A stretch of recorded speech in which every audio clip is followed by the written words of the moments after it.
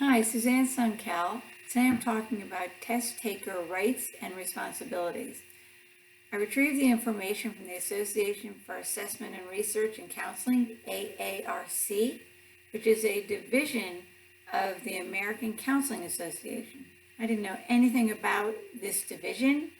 They offer guidelines for clarification for test takers on testing process. The purpose is to inform and educate people that are involved in testing, making sure that the measurements are valid and properly used.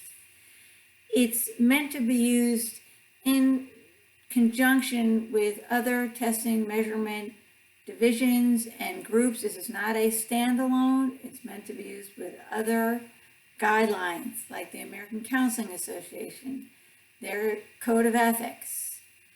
It's intended to inspire improvements and high quality and positive interactions with test professionals and test takers.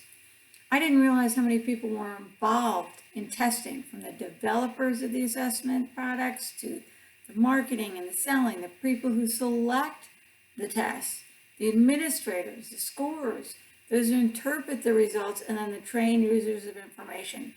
And everybody involved needs to be highly qualified, need to make sure that the sample has a proper norming group for the people that are taking the test, that the test has good reliability and validity.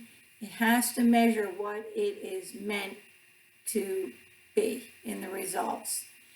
The guidelines are easily clarified in this. It's 10 guidelines for the rights of the test takers and 10 guidelines for the responsibilities. It's very clear. There's a sentence or two on each. I can give you an example, brief example for the rights would be informed consent, informing people of their rights and responsibilities, letting the test takers know that they will be treated courteously with respect and impartiality through their ethnicity, their gender, their national origin, religion, and it says other special characteristics. The tests will have measures that meet professional standards and that are appropriate for the test results. They will receive an oral and written explanation, and it goes on. There's 10 of those rights listed, and then the responsibility of the test taker is 1, to read and to listen to directions, to treat others courteously, to ask questions prior to the test, to follow test instructions. So there's 10 responsibilities listed. I was surprised under the rights of being treated fairly, regardless of ethnicity, religion, gender, race, and other personal characteristics, that it was vague. They didn't mention socioeconomic or marital status. They did say that it had to be reliable and have professional standards for various societal groups, but that was it. They didn't mention more than that, and I know the ACA codes really go into much more depth in that area. So that was surprising to me, because group membership of the test taker can highly affect the results, depending on what the norm was in the sample. Also, no report was mentioned.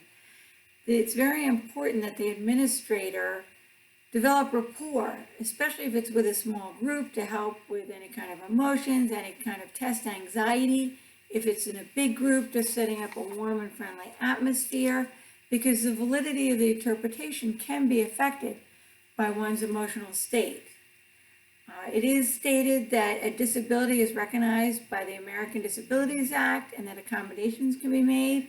But what about for someone who's got test anxiety? No mention of there's accommodations for that. Also, there was no mention of unsupervised test takers' rights and responsibilities.